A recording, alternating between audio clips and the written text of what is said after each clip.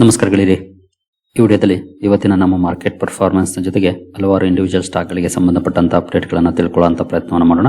ಜೊತೆಗೆ ಇವತ್ತು ನಮ್ಮ ಮಾರ್ಕೆಟ್ ಅಲ್ಲಿ ಒಂದಷ್ಟು ಡೌನ್ ಪರ್ಫಾರ್ಮೆನ್ಸ್ ನೋಡ್ಲಿಕ್ಕೆ ಸಿಕ್ತು. ಅದರ ಹಿಂದಿನ ಕಾರಣ ಏನಿರಬಹುದು, ಯಾವೆಲ್ಲ ಫ್ಯಾಕ್ಟರ್ಸ್ ಇವತ್ತಿನ ಡೌನ್ ಫಾಲ್ ಗೆ ಕಾಂಟ್ರಿಬ್ಯೂಷನ್ ಮಾಡಿದ್ದಾವೆ, ಇದನ್ನು ಕೂಡ ತಿಳ್ಕೊಳ್ಳೋಣ.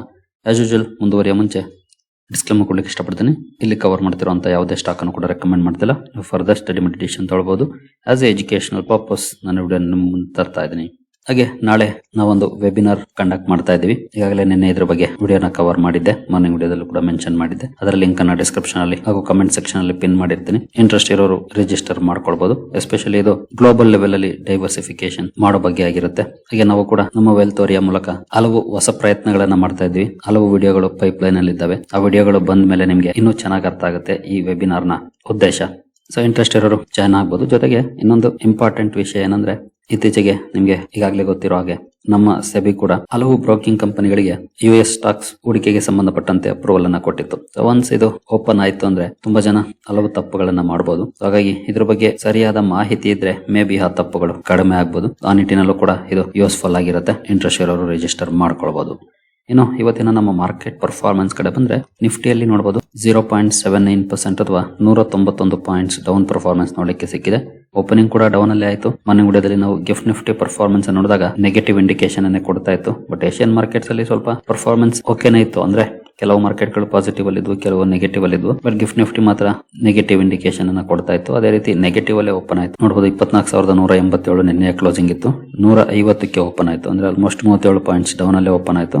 ಬಟ್ ಆ ನಂತರ ಕೂಡ ಸಸ್ಟೈನ್ ಆಗಲಿಲ್ಲ. ಅಲ್ಲಿಂದ ಕೂಡ ಮತ್ತೆ ಡೌನ್ ಪರ್ಫಾರ್ಮೆನ್ಸ್ ಕಂಡು ಬಂದು ಆಲ್ಮೋಸ್ಟ್ ಸೇಮ್ ರೇಂಜ್ ಅಲ್ಲೇ ಟ್ರೇಡ್ ಆಗಿ ಕ್ಲೋಸಿಂಗ್ ಅನ್ನ ಕೊಟ್ಟಿದೆ. ಎಲ್ಲೋ ಬೌನ್ಸ್ ಬ್ಯಾಕ್ ಮಾಡುವಂತ ಸ್ಟ್ರಾಂಗ್ ಪರ್ಫಾರ್ಮೆನ್ಸ್ ಬರಲೇ ಇಲ್ಲ. ಇಲ್ಲಿ ಸ್ವಲ್ಪ ಬೌನ್ಸ್ ಮಾಡ್ತು, ಆದ್ರೂ ಅದು ಸಸ್ಟೈನ್ ಆಗಲಿಲ್ಲ. ಮತ್ತೆ ಡೌನ್ ಆಗಿ ಓವರ್ ಆಲ್ 191 ಪಾಯಿಂಟ್ಸ್ ಡೌನ್ ಅಲ್ಲಿ ಕ್ಲೋಸಿಂಗ್ ಅನ್ನ ಕೊಟ್ಟಿದೆ ನಿಫ್ಟಿ ಇವತ್ತು. ಇನ್ನು ಸೆನ್ಸೆಕ್ಸ್ ಕಡೆ ಬಂದ್ರೆ, ಸೆನ್ಸೆಕ್ಸ್ ಅಲ್ಲಿ ಕೂಡ ನೋಡಬಹುದು 0.92% ಅಥವಾ 715 ಪಾಯಿಂಟ್ಸ್ ಡೌನ್ ಪರ್ಫಾರ್ಮೆನ್ಸ್ ನೋಡ್ಲಿಕ್ಕೆ ಸಿಕ್ಕಿದೆ. ಸೇಮ್ ಚಾರ್ಟ್ ಪ್ಯಾಟರ್ನ್ ನಮಗೆ ಇಲ್ಲೂ ಕೂಡ ನೋಡ್ಲಿಕ್ಕೆ ಕಾಣುತ್ತೆ. ಒಟ್ಟಿನಲ್ಲಿ ಎರಡು ಇಂಡೈಸಸ್ ಗಳಲ್ಲಿ ನಿಯರ್ಲಿ 1% ವರೆಗೂ ಡೌನ್ ಪರ್ಫಾರ್ಮೆನ್ಸ್ ಬಂತು. ಇನ್ನು ಬ್ರಾಡ್ ಬೇಸ್ಡ್ ಇಂಡೈಸಸ್ ಗಳು ಯಾವ ರೀತಿ ಪರ್ಫಾರ್ಮ್ ಮಾಡಿದ್ದಾವೆ ಅಂತ ನೋಡೋದಾದ್ರೆ, ನಿಫ್ಟಿ ನೆಕ್ಸ್ಟ್ 50 ನಲ್ಲಿ ನೋಡಬಹುದು 0.66% ನೆಗೆಟಿವ್ ಪರ್ಫಾರ್ಮೆನ್ಸ್ ನೋಡ್ಲಿಕ್ಕೆ ಸಿಕ್ಕಿದೆ. ಇನ್ನು ನಿಫ್ಟಿ 100 ಅಲ್ಲಿ 0.77% ನೆಗೆಟಿವ್ ಇದೆ. ನಿಫ್ಟಿ 500 ಅಲ್ಲಿ 0.83% ನೆಗೆಟಿವ್ ಇದೆ. ನಿಫ್ಟಿ 200 ಅಲ್ಲಿ 0.83% ನೆಗೆಟಿವ್ ಇದೆ. ನಿಫ್ಟಿ 500 ಅಲ್ಲಿ 0.89% ನೆಗೆಟಿವ್ ಇದೆ. ಅಂದ್ರೆ 0.8 ಇಂದ 0.9% ವರೆಗೂ ಡೌನ್ ಪರ್ಫಾರ್ಮೆನ್ಸ್ ನೋಡ್ಲಿಕ್ಕೆ ಸಿಕ್ಕಿದೆ ಇವತ್ತು ನಿಫ್ಟಿ 50 ಇಂದ ನಿಫ್ಟಿ 500 ವರೆಗೂ. ಇನ್ನು ಮಿಡ್ ಕ್ಯಾಪ್ ಕಡೆ ಬಂದ್ರೆ, ಮಿಡ್ ಕ್ಯಾಪ್ 50 ಅಲ್ಲಿ 1.14% ಡೌನ್ ಫಾಲ್ ಇದೆ.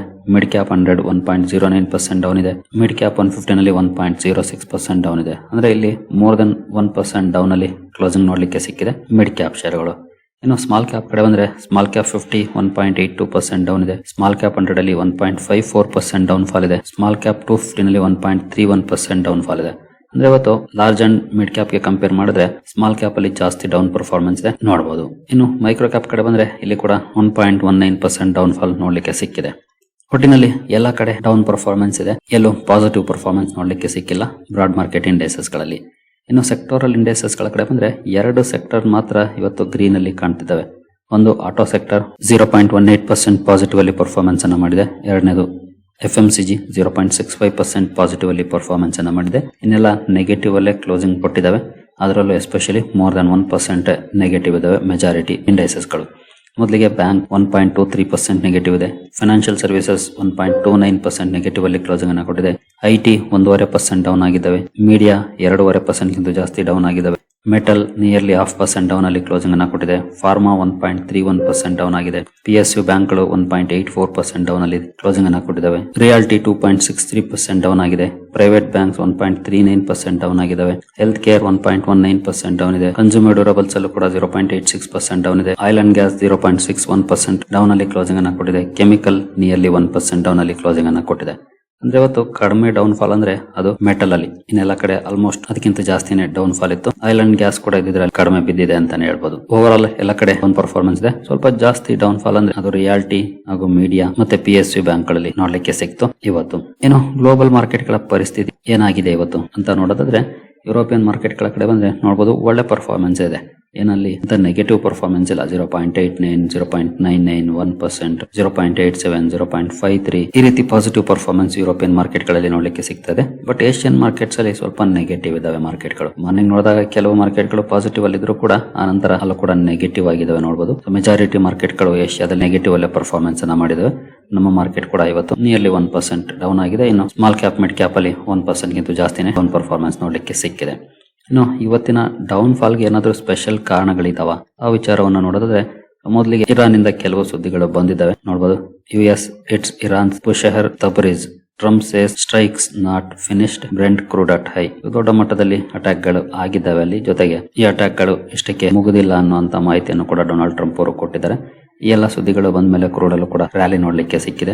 ಅದನ್ನ ನೋಡೋಣ. ಅದಕ್ಕಿಂತ ಮುಂಚೆ ಇನ್ನೊಂದು ಸುದ್ದಿ ಮಾರ್ನಿಂಗ್ ವಿಡಿಯೋದಲ್ಲೇ ನೋಡಿದ್ವಿ, ಟ್ಯಾರಿಫ್ ಗೆ ಸಂಬಂಧಪಟ್ಟಂತೆ, ಫಾರ್ಮಾಗೆ ಸಂಬಂಧಪಟ್ಟಂತೆ. ಅದರಲ್ಲೂ ಜೆನರಿಕ್ಸ್ ಮೇಲೆ ಟ್ಯಾರಿಫ್ ಅನ್ನ ಅನೌನ್ಸ್ ಮಾಡಿದ್ದಾರೆ. ಬಟ್ ಇಮಿಡಿಯೇಟ್ಲಿ ಅಲ್ಲ, ಈಗ 0% ಇದೆ. ಬಟ್ ಆಫ್ಟರ್ 2 years 100%, ಅದರ ನಂತರ ಅಂದ್ರೆ 3 years ಆದ್ಮೇಲೆ 200% ಅಂತ ಹೇಳಿದ್ದಾರೆ. ಈ ಸುದ್ದಿ ಎಸ್ಪೆಷಲಿ ಫಾರ್ಮಾ ಹಾಗೂ ಹೆಲ್ತ್ ಕೇರ್ ಸೆಗ್ಮೆಂಟ್ ಅಲ್ಲಿ ಒಂದಷ್ಟು ನೆಗೆಟಿವ್ ರಿಯಾಕ್ಷನ್ ಗೆ ಕಾರಣ ಆಯಿತು. ಇದರ ಬ್ರಾಡ್ ಬೇಸ್ಡ್ ಇಂಪ್ಯಾಕ್ಟ್ ಮಾರ್ಕೆಟ್ ನ ಮೇಲೂ ಕೂಡ ಬಿದ್ದಿದೆ ಅಂತ ಹೇಳ್ಬೋದು. ಯಾಕೆಂದ್ರೆ ಟ್ಯಾರಿಫ್ ಗೆ ಸಂಬಂಧಪಟ್ಟಂತ ಸುದ್ದಿಗಳು ಮತ್ತೆ ಮುನ್ನೆಲೆಗೆ ಬರ್ತಾ ಇದ್ದಾವೆ. ಹಾಗಾಗಿ ಇನ್ನು ಕ್ರೂಡ್ ನ ಪರ್ಫಾರ್ಮೆನ್ಸ್ ನೋಡಿದರೆ ಕ್ರೂಡ್ ಅಲ್ಲಿ ನೋಡಬಹುದು 4.3% ಪಾಸಿಟಿವ್ ಪರ್ಫಾರ್ಮೆನ್ಸ್ ನೋಡ್ಲಿಕ್ಕೆ ಸಿಗ್ತಾ ಇದೆ. ಮಾರ್ನಿಂಗ್ ಕೂಡ ಮೋರ್ ದನ್ 1% ಪಾಸಿಟಿವ್ ಅಲ್ಲಿ ಇತ್ತು. ಬಟ್ ಎಸ್ಪೆಷಲಿ ಮಿಡ್ಲ್ ಈಸ್ಟ್ ಇಂದ ಕೆಲವೊಂದು ಸುದ್ದಿಗಳೇನು ಬಂದು ಆ ಸುದ್ದಿಗಳ ನಂತರ 4% ಗಿಂತ ಜಾಸ್ತಿ ಪಾಸಿಟಿವ್ ಅಲ್ಲಿ ಟ್ರೇಡ್ ಆಗ್ತಾ ಇದೆ. ಆಲ್ಮೋಸ್ಟ್ $95 ಅನ್ನು ತಲುಪಿದೆ ಬ್ರೆಂಟ್ ಕ್ರೂಡ್. ಇದು ಕೂಡ ಮಾರ್ಕೆಟ್ ನ ಮೇಲೆ ನೆಗೆಟಿವ್ ಇಂಪ್ಯಾಕ್ಟ್ ಅನ್ನ ಮಾಡಿದೆ ಅಂತ ಹೇಳ್ಬೋದು. ಬಟ್ ಯುರೋಪಿಯನ್ ಮಾರ್ಕೆಟ್ ಗಳಲ್ಲಿ ಇಂಪ್ಯಾಕ್ಟ್ ಆಗಿಲ್ಲ. ಬಟ್ ಇಂಡಿಯನ್ ಮಾರ್ಕೆಟ್ಸ್ ಹಾಗೂ ಏಷ್ಯನ್ ಮಾರ್ಕೆಟ್ ಗಳಲ್ಲಿ ಅದರ ಇಂಪ್ಯಾಕ್ಟ್ ನೋಡ್ಲಿಕ್ಕೆ ಸಿಕ್ಕಿದೆ ಇವತ್ತು. ಸೊ ಮೇಜರ್ ಕಾರಣಗಳು ಇವೆ ಎರಡು. ಒಂದು ಟ್ಯಾರಿಫ್ ಗೆ ಸಂಬಂಧಪಟ್ಟಂತೆ ಸುದ್ದಿ ಮುನ್ನೆಲೆಗೆ ಬಂದಿದ್ದು, ನಂತರ ಇರಾನ್ ಗೆ ಸಂಬಂಧಪಟ್ಟಂತ ಸುದ್ದಿ ಬಂದಿದ್ದು, ಹಾಗೆ ಟ್ಯಾರಿಫ್ ಗೆ ಸಂಬಂಧಪಟ್ಟಂತೆ ಇನ್ನೂ ಒಂದು ಸುದ್ದಿ ಬಂದಿತ್ತು. ಮುಂದೆ ಮೇ ಬಿ ಈ ವಾರದಲ್ಲಿ 60 ದೇಶಗಳ ಮೇಲೆ 12.5% ಟ್ಯಾರಿಫ್ ಮತ್ತೆ ಅನೌನ್ಸ್ ಮಾಡಬಹುದು ಡೊನಾಲ್ಡ್ ಟ್ರಂಪ್ ಅವರು ಅಂತ ಸುದ್ದಿ ಕೂಡ ಬಂದಿತ್ತು. ಅದನ್ನು ಕೂಡ ನಾನು ಮಾರ್ನಿಂಗ್ ವಿಡಿಯೋದಲ್ಲಿ ಕವರ್ ಮಾಡಿದ್ದೆ. ಮೇ ಬಿ ಅವುಗಳು ಕೂಡ ಒಂದಷ್ಟು ಪ್ರೆಷರ್ ಅನ್ನ ಕ್ರಿಯೇಟ್ ಮಾಡಿದಾವೆ ಅಂತಾನೆ ಹೇಳ್ಬೋದು. ಇನ್ನು ಮುಂದುವರಿಯ ಮುಂಚೆ ಡಿಸ್ಕ್ರಿಪ್ಷನ್ ಅಲ್ಲಿ ಅಕೌಂಟ್ ಓಪನ್ ಮಾಡ್ಕೊಳ್ಳುವಂತ ಲಿಂಕ್ ಇರುತ್ತೆ. ಇಂಟ್ರೆಸ್ಟ್ ಇರೋರು ಅಕೌಂಟ್ ಅನ್ನು ಓಪನ್ ಮಾಡ್ಕೊಳ್ಬಹುದು. ಹೂಡಿಕೆಗೆ ಸಂಬಂಧಪಟ್ಟಂತೆ ನಿಮ್ಗೆ ಏನಾದರೂ ಸಪೋರ್ಟ್ ಬೇಕು ಅಂದ್ರೆ ಇಲ್ಲಿರುವಂತಹ ನಂಬರ್ಗಳ ಮೂಲಕ ನಮ್ಮ ಟೀಮ್ ನ ಸಂಪರ್ಕ ಮಾಡಬಹುದು. ಬಟ್ ಸಪೋರ್ಟ್ ಸಿಗಬೇಕು ಅಂದ್ರೆ ನೀವು ನಮ್ಮ ಮೂಲಕ ಅಕೌಂಟ್ ಅನ್ನು ಓಪನ್ ಮಾಡ್ಕೊಂಡಿರ್ಬೇಕಾಗುತ್ತೆ. ಹಾಗಾಗಿ ಲಿಂಕ್ ಅನ್ನು ಬಳಸಿಕೊಂಡು ಅಕೌಂಟ್ ಅನ್ನು ಓಪನ್ ಮಾಡ್ಕೊಂಡು ಸಂಪರ್ಕ ಮಾಡಬಹುದು. ಇನ್ನು ಇಂಡಿವಿಜುವಲ್ ಸ್ಟಾಕ್ ಗಳ ಕಡೆ ನಾವು ಬರೋದಾದ್ರೆ ಬಂಧನ್ ಬ್ಯಾಂಕ್ ಇವತ್ತು ಡೌನ್ ಆಗಿದೆ. ಆಲ್ಮೋಸ್ಟ್ 17% ಡೌನ್ ಆಗಿದೆ ಸ್ಟಾಕ್. ಇದಕ್ಕೆ ಪ್ರಮುಖ ಕಾರಣ ಅಂತಂದ್ರೆ ಕಂಪನಿಯ ರಿಸಲ್ಟ್ ಅನೌನ್ಸ್ ಆಗಿದೆ. ರಿಸಲ್ಟ್ ಅಲ್ಲಿ ಪರ್ಫಾರ್ಮೆನ್ಸ್ ಓಕೆ ಡಿಸೆಂಟ್ ಆಗಿದೆ. ಬಟ್ ಸ್ಟಿಲ್ ಸ್ಟಾಕ್ ಯಾಕೆ ಈ ರೀತಿ ಡೌನ್ ಆಗಿದೆ ಅಂತಂದ್ರೆ ಕಂಪನಿಯ ಮ್ಯಾನೇಜ್ಮೆಂಟ್ ಒಂದಷ್ಟು ಕನ್ಸರ್ನ್ ಅನ್ನು ವ್ಯಕ್ತಪಡಿಸಿದೆ. ಜೊತೆಗೆ ಆ ಕನ್ಸರ್ನ್ ಗಳ ಕಾರಣಕ್ಕೆ FY27 ಗ್ರೋತ್ ಗೈಡೆನ್ಸ್ ಅನ್ನ ಕಡಿಮೆ ಮಾಡಿದೆ ನೋಡಬಹುದು. ಪ್ರಾಫಿಟಬಿಲಿಟಿ ಗೈಡೆನ್ಸ್ ಅನ್ನ ಡೌನ್ ಗ್ರೇಡ್ ಮಾಡಿದೆ. ಈ ಡೌನ್ ಗ್ರೇಡ್ ಸುದ್ದಿ ಇವತ್ತು ಬಂಧನ್ ಬ್ಯಾಂಕ್ ಅಲ್ಲಿ ಬಿಗ್ ನೆಗೆಟಿವ್ ರಿಯಾಕ್ಷನ್ ಗೆ ಕಾರಣ ಆಗಿದೆ ನೋಡಬಹುದು. ಇಲ್ಲ ಕೂಡ ಇದೆ. Bank lowered FY27 profitability guidance to 1.2 to 1.4% ROA. ಈ ಸುದ್ದಿನೇ ಬಿಗ್ ನೆಗೆಟಿವ್ ರಿಯಾಕ್ಷನ್ ಗೆ ಬಂಧನ್ ಬ್ಯಾಂಕ್ ಶೇರ್ ಅಲ್ಲಿ ಇವತ್ತು ಕಾರಣ ಆಗಿದೆ. ಇನ್ನು ಬಜಾಜ್ ಆಟೋ ಫೋಕಸ್ ಅಲ್ಲಿ ಇತ್ತು. ಮಾರ್ನಿಂಗ್ ವಿಡಿಯೋದಲ್ಲಿ ಕಂಪನಿಯ ರಿಸಲ್ಟ್ ಅನ್ನ ಕವರ್ ಮಾಡಿದ್ದೆ ನಾನು. ರಿಸಲ್ಟ್ ಚೆನ್ನಾಗಿತ್ತು. ರಿಯಾಕ್ಷನ್ ಕೂಡ ತುಂಬಾನೇ ಚೆನ್ನಾಗಿದೆ. ಆಲ್ಮೋಸ್ಟ್ 6% ಅಪ್ ಅಲ್ಲಿ ಬಜಾಜ್ ಆಟೋ ಇವತ್ತು ಕ್ಲೋಸಿಂಗ್ ಅನ್ನ ಕೊಟ್ಟಿದೆ. ರಿಸಲ್ಟ್ ಗೆ ಒಳ್ಳೆ ರಿಯಾಕ್ಷನ್ ನೋಡ್ಲಿಕ್ಕೆ ಸಿಕ್ಕಿದೆ. ಇನ್ನು HDFC ಬ್ಯಾಂಕ್ ನ ಬ್ಯಾಡ್ ಡೇಸ್ ಮುಂದುವರೆದಿದೆ ಅಂತ ಹೇಳ್ಬೋದು. ಇವತ್ತು ಕೂಡ ಆಲ್ಮೋಸ್ಟ್ 1% ಡೌನ್ ಅಲ್ಲಿ ಕ್ಲೋಸಿಂಗ್ ಅನ್ನ ಕೊಟ್ಟಿದೆ HDFC ಬ್ಯಾಂಕ್. ಇನ್ನು E2E ನೆಟ್ವರ್ಕ್ಸ್ ಅಲ್ಲಿ ಒಳ್ಳೆ ಪರ್ಫಾರ್ಮೆನ್ಸ್ ನೋಡ್ಲಿಕ್ಕೆ ಸಿಕ್ತು. ಕಾರಣ ಕಂಪನಿಯ ರಿಸಲ್ಟ್ ಚೆನ್ನಾಗಿದ್ದರಿಂದ ಒಳ್ಳೆ ರಿಯಾಕ್ಷನ್ ಕೂಡ ನೋಡ್ಲಿಕ್ಕೆ ಸಿಕ್ಕಿದೆ. 5% ಅಪ್ ಸರ್ಕ್ಯೂಟ್ ಅಲ್ಲಿ ಸ್ಟಾಕ್ ಇವತ್ತು ಕ್ಲೋಸಿಂಗ್ ಅನ್ನ ಕೊಟ್ಟಿದೆ. ನಂತರ ತ್ರಿವೇಣಿ ಎಂಜಿನಿಯರಿಂಗ್ ಇವತ್ತು 38.5% ಡೌನ್ ನೋಡ್ಲಿಕ್ಕೆ ಕಾಣ್ತಾ ಇದೆ. ಬಟ್ ಆಕ್ಚುಲಿ ಇದು ಡೌನ್ ಆಗಿರೋದಲ್ಲ, ಅಂದ್ರೆ ಡಿಮರ್ಜರ್ ಕಾರಣಕ್ಕೆ ಪ್ರೈಸ್ ಅಡ್ಜಸ್ಟ್ ಆಗಿರೋದು. ಕಂಪನಿ ತನ್ನ ಟ್ರಾನ್ಸ್ಮಿಷನ್ ಬಿಸ್ನೆಸ್ ಏನಿತ್ತು ಅದನ್ನ ಹೊಸ ಕಂಪನಿಯನ್ನಾಗಿ ಮಾಡಿದೆ. ಹಾಗಾಗಿ ಇವತ್ತು ಆ ಶೇರ್ ಪ್ರೈಸ್ ಅಡ್ಜಸ್ಟ್ ಆಗಿದೆ. ಹಾಗಾಗಿ ಇನ್ ಕೇಸ್ ನಿಮ್ಮ ಹತ್ರ ಏನಾದ್ರು ಇದ್ರೆ 38 ಅಥವಾ 40% ಡೌನ್ ತೋರಿಸ್ತಿರ್ಬೋದು. ಬಟ್ ಇದು ಜಸ್ಟ್ ಡಿಮರ್ಜರ್ ನ ಕಾರಣಕ್ಕೆ ಆಗ್ತಿರುವಂತಹ ಅಡ್ಜಸ್ಟ್ಮೆಂಟ್ ಅಷ್ಟೇ. ತ್ರಿವೇಣಿ ಟ್ರಾನ್ಸ್ಮಿಷನ್ ಮಾರ್ಕೆಟ್ ಕ್ಯಾಪ್ ನೋಡಬಹುದು. ಈ ಮೂಲಕ 5,982 ಕೋಟಿ ಆಗಿದೆ. ಮೇ ಬಿ ಸ್ವಲ್ಪ ದಿನದಲ್ಲಿ ಅದನ್ನು ಕೂಡ ಮಾರ್ಕೆಟ್ ಅಲ್ಲಿ ಲಿಸ್ಟ್ ಮಾಡುತ್ತೆ ಕಂಪನಿ. ಅಲ್ಲಿವರೆಗೂ ನಿಮ್ಮ ಪೋರ್ಟ್ಫೋಲಿಯೋದಲ್ಲಿ ಮೇ ಬಿ ನೆಗೆಟಿವ್ ತೋರಿಸಬಹುದು. ಬಟ್ ಅದಕ್ಕಾಗಿ ವರಿ ಮಾಡೋ ಅವಶ್ಯಕತೆ ಇಲ್ಲ. ಇನ್ನೊಂದು ಕಂಪನಿಯ ಶೇರ್ಗಳು ಸಿಗತ್ತೆ. ಇನ್ನು ಅನಂತರಾಜ್ ಫೋಕಸ್ ಅಲ್ಲಿತ್ತು. ಕಾರಣ ಕಂಪನಿ ನಿನ್ನೆ ಬೋರ್ಡ್ ಮೀಟಿಂಗ್ ಅಲ್ಲಿ ಒಂದು ನಿರ್ಧಾರವನ್ನು ತಗೊಂಡಿತ್ತು. ತನ್ನ ಡೇಟಾ ಸೆಂಟರ್ ಹಾಗೂ ಕ್ಲೌಡ್ ಸರ್ವಿಸಸ್ ಬಿಸ್ನೆಸ್ ಏನಿದೆ ಅದನ್ನ ಸಪರೇಟ್ ಆಗಿ ಮಾಡುವಂತದ್ದು, ಅಂದ್ರೆ ಡಿಮರ್ಜ್ ಮಾಡುವಂತ ನಿರ್ಧಾರವನ್ನು ತಗೊಂಡಿತ್ತು. ಮಾರ್ನಿಂಗ್ ವಿಡಿಯೋದಲ್ಲಿ ಈ ಸುದ್ದಿಯನ್ನು ಕೂಡ ನಾನು ಕವರ್ ಮಾಡಿದ್ದು. ಒಳ್ಳೆ ರಿಯಾಕ್ಷನ್ ಇದೆ. ಅಂದ್ರೆ ಮೋರ್ ದನ್ 1% ಅಪ್ಪಲ್ಲೇ ಸ್ಟಾಕ್ ಕ್ಲೋಸಿಂಗ್ ಅನ್ನ ಕೊಟ್ಟಿದೆ. ಮಾರ್ಕೆಟ್ ಕೂಡ ಅದನ್ನ ಅಪ್ರಿಶಿಯೇಟ್ ಮಾಡಿದೆ ಅಂತಾನೆ ಹೇಳ್ಬೋದು. ಇನ್ನು ಪಾರಸ್ ಡಿಫೆನ್ಸ್ ಫೋಕಸ್ ಅಲ್ಲಿತ್ತು. ಇದ್ರ ಬಗ್ಗೆ ಒಂದು ಅಪ್ಡೇಟ್ ಅನ್ನ ನಮ್ಮ ವಾಟ್ಸ್ಆಪ್ ಚಾನಲ್ ಅಲ್ಲಿ ಹಂಚಿಕೊಂಡಿದ್ದೆ. ಕಂಪನಿ ಒಂದು ಒಪ್ಪಂದವನ್ನ ಮಾಡ್ಕೊಂಡಿದೆ. ಸೆಮಿಕಂಡಕ್ಟರ್ ಗೆ ಸಂಬಂಧಪಟ್ಟಂತೆ 6,200 ಕೋಟಿ ಒಪ್ಪಂದವನ್ನ ಮಾಡ್ಕೊಂಡಿದೆ. ಬಟ್ ಸ್ಟಿಲ್ ಸ್ಟಾಕ್ ಅಲ್ಲಿ ನಂತ ಪಾಸಿಟಿವ್ ರಿಯಾಕ್ಷನ್ ಬರಲಿಲ್ಲ. 0.5% ಡೌನ್ ಅಲ್ಲಿ ಸ್ಟಾಕ್ ಕ್ಲೋಸಿಂಗ್ ಅನ್ನ ಕೊಟ್ಟಿದೆ. ಇನ್ನು ಡೇಟಾ ಪ್ಯಾಟರ್ನ್ಸ್ ಕೂಡ ಫೋಕಸ್ ಅಲ್ಲಿತ್ತು. ಇಲ್ಲಿ ತುಂಬಾ ಒಳ್ಳೆ ಪರ್ಫಾರ್ಮೆನ್ಸ್ ನೋಡ್ಲಿಕ್ಕೆ ಸಿಕ್ಕಿದೆ. ಇದ್ರ ಬಗ್ಗೆ ಕೂಡ ನಮ್ಮ ವಾಟ್ಸ್ಆಪ್ ಚಾನಲ್ ಅಲ್ಲಿ ಅಪ್ಡೇಟ್ ಅನ್ನ ಕೊಟ್ಟಿದ್ದೆ. ಕಂಪನಿ ಡಿಫೆನ್ಸ್ ಗೆ ಸಂಬಂಧಪಟ್ಟಂತೆ ಆರ್ಡರ್ ಅನ್ನ ಪಡ್ಕೊಂಡಿರೋ ಬಗ್ಗೆ ಆಲ್ಮೋಸ್ಟ್ 12% ಅಪ್ ಅಲ್ಲಿ ಸ್ಟಾಕ್ ಕ್ಲೋಸಿಂಗ್ ಅನ್ನ ಕೊಟ್ಟಿದೆ ಇವತ್ತು. ಇನ್ನು ರಾಜೇಶ್ ಪವರ್ ಕೂಡ ಫೋಕಸ್ ಅಲ್ಲಿತ್ತು. ಕಾರಣ ಕಂಪನಿಗೆ ಟರ್ನ್ ಕೀ ಬೇಸ್ಡ್ ಕಾಂಟ್ರಾಕ್ಟ್ ಸಿಕ್ಕಿದೆ. ನೋಡಬಹುದು supply, installation, testing and commissioning of 11 kV medium voltage covered conductor ಸಂಬಂಧಪಟ್ಟಂತ ಆರ್ಡರ್. ಈ ಸುದ್ದಿ ಕಾರಣಕ್ಕೆ ರಾಜೇಶ್ ಪವರ್ ಫೋಕಸ್ ಅಲ್ಲಿತ್ತು. ಹಾಗೆ ಓರಿಯೆಂಟಲ್ ರೈಲ್ ಇನ್ಫ್ರಾ ಕೂಡ ಒಂದು ಆರ್ಡರ್ ಅಪ್ಡೇಟ್ ಅನ್ನ ಕೊಟ್ಟಿದೆ. ಒಂದು ಸಣ್ಣ ಆರ್ಡರ್ ನೋಡಬಹುದು 3,36,00,000 ಆರ್ಡರ್ ಅನ್ನ ಪಡ್ಕೊಂಡಿದೆ. ಈ ಸುದ್ದಿ ಕಾರಣಕ್ಕೆ ಓರಿಯೆಂಟಲ್ ರೈಲ್ ಇನ್ಫ್ರಾ ಕೂಡ ಫೋಕಸ್ ಅಲ್ಲಿತ್ತು ಇವತ್ತು. ಸರಿಗಳಿರಿ, ಈ ಎಲ್ಲ ಅಪ್ಡೇಟ್ಸ್ ನಿಮ್ಗೆ ಇಷ್ಟ ಆಗಿದೆ ಅನ್ಕೊಳ್ತೀನಿ. ಹಾಗೆ ವೆಬಿನಾರ್ ರಿಜಿಸ್ಟ್ರೇಷನ್ ಲಿಂಕ್ ನಿಮ್ಗೆ ಡಿಸ್ಕ್ರಿಪ್ಷನ್ ಅಲ್ಲಿ ಅಥವಾ ಕಮೆಂಟ್ ಸೆಕ್ಷನ್ ಅಲ್ಲಿ ಸಿಗುತ್ತೆ. ಇಂಟ್ರೆಸ್ಟ್ ಇರೋರು ರಿಜಿಸ್ಟರ್ ಮಾಡ್ಕೊಳ್ಬಹುದು. ನಾಳೆ ಸಾಯಂಕಾಲ 7 ಗಂಟೆಗೆ ಇರುತ್ತೆ ಈ ವೆಬಿನಾರ್. ಸರಿಗಳಿರಿ, ಈ ಎಲ್ಲ ಅಪ್ಡೇಟ್ಸ್ ನಿಮ್ಗೆ ಇಷ್ಟ ಆಗಿದೆ ಅನ್ಕೊಳ್ತೀನಿ. ಮುಂದಿನ ವಿಡಿಯೋದಲ್ಲಿ ಸಿಗೋಣ. ಅಲ್ಲಿವರೆಗೂ ಜೈ ಹಿಂದ್, ಜೈ ಕರ್ನಾಟಕ.